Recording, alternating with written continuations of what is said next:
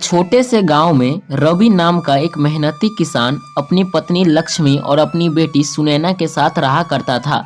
इस साल गांव में बहुत ज्यादा बारिश हुई और लगातार हो रही बारिश से रवि की सारी फसल बर्बाद हो गई। घर में खाने के लिए कुछ नहीं बचा। आप ठीक कह रहे हैं। आपका फैसला सही है। बस अपना ख्याल रखेगा मैं और हमारी बेटी यहाँ आपकी राह देखें। भारी मन से रवि ने गांव छोड़ दिया और दूसरे गांव की तरफ चल पड़ा। चलते चलते वह एक घनी और खुशहाल गांव में पहुंच गया जिसका नाम था सुंदरपुर। वहां उसने उस जमींदार के पास काम मांगा।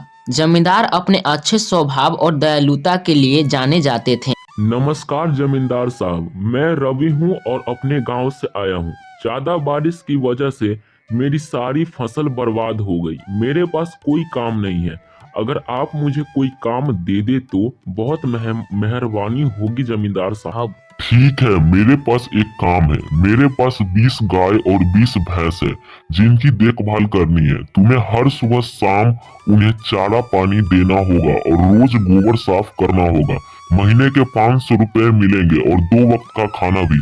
क्या तुम ये काम कर पाओगे? जी जमींदार साहब, मैं ये काम पूरी ईमानदारी से करूँगा। बस एक छोटी सी विनती है, क्या आप आपकी गौशाला में ही रह सकता हूँ?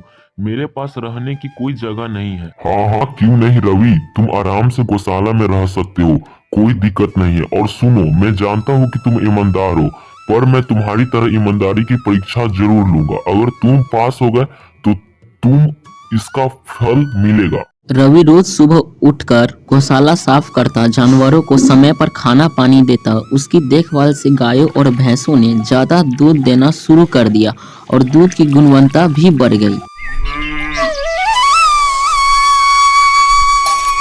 एक दिन जमींदार साहब ने रवि को अपने पास बुलाया। रवि, मैं तुम्हारे काम से बहुत खुश हूँ। तुमने जानवरों का बहुत अच्छे से देखभाल रखा, इसलिए मैं तुम्हारी तनख्वाह 500 से बढ़ाकर 900 रुपए कर रहा हूँ। आज से तुम्हें हर महीने 900 रुपए मिलेंगे। धन्यवाद जमींदार साहब, आपने जो मुझ पर ये भरोसा किया है, ये मैं आपको भरोसा कभी भी नहीं टूटने दूंगा और आज से और लगन से मैं काम करूंगा। रिया ने जमींदार साहब के पास बहुत साल काम किए और कुछ पैसे इकट्ठे कर लिए और गांव में एक अपना कुटिया बना ली। उस गौशाले में तो रह रहे के गोबर का गंध अभी तक मेरे नाक में ही आ रहा है। खासकर चलो, अब तो मैं अपने मकान में आ गया हूँ। ऐसे ही बहुत साल काम करके रवि के पास बहुत सारे पैसे हो गए, लेकिन गांव में बहुत चोरी बढ़ गई थी।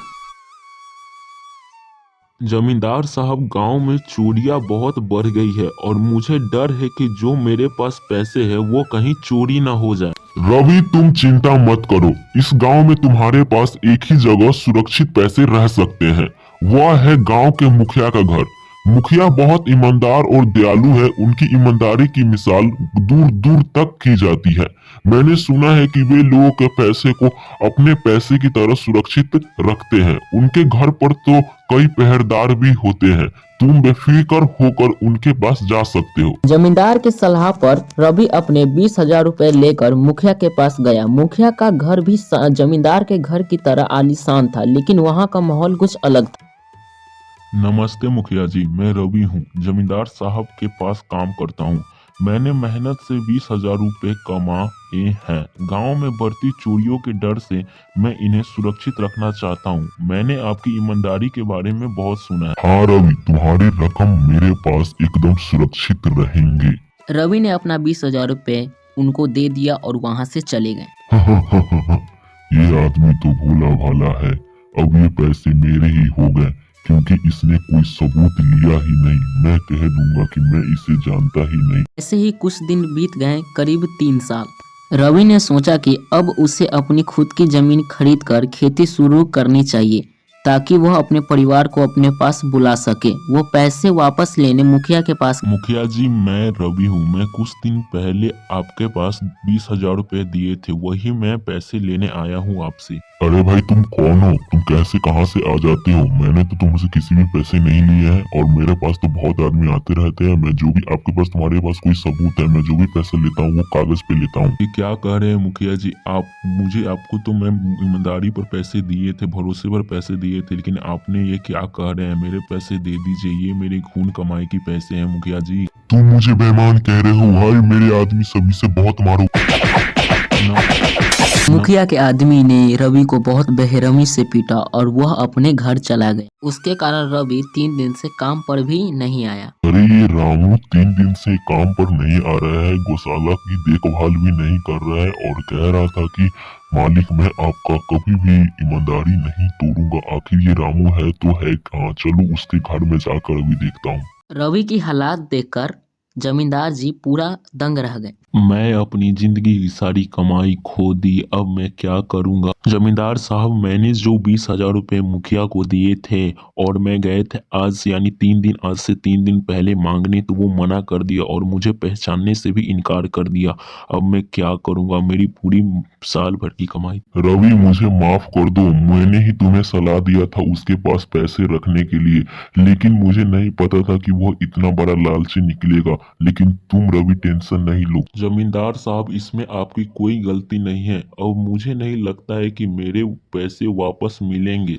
नहीं रवि, मेरे पास एक सुझाव है, मेरे पास एक तरकीब है, उससे तुम्हारे पैसे जरूर वापस आ जाएंगे। अब मेरी बात ध्यान से सुनो।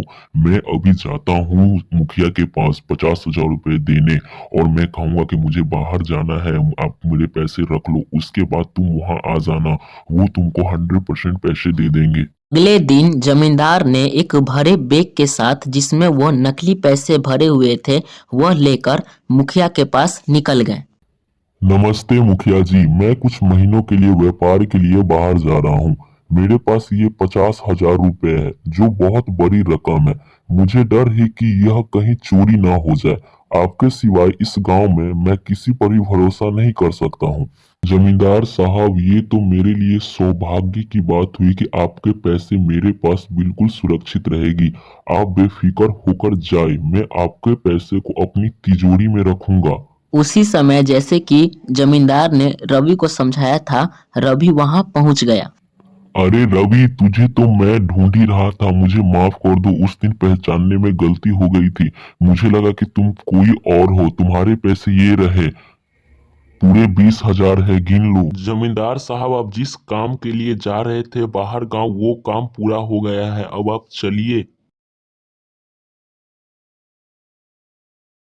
जमींदार साहब अपना सूटकेस लेकर चले गए और मुखिया वहीं खड़े का खड़े रह गया। आपका दिल से धन्यवाद जमींदार साहब, आपकी वजह से आज मेरे खून पसीने की कमाई मेरे पास आ गया। जमींदार साहब, धन्यवाद आपको। अरे रवि, ये तो मेरा फर्ज है रवि। चलो, तुम्हारा पैसे तुम्हारे पास अब आ गए, अब तुम फिर से अपने काम में लग जाओ।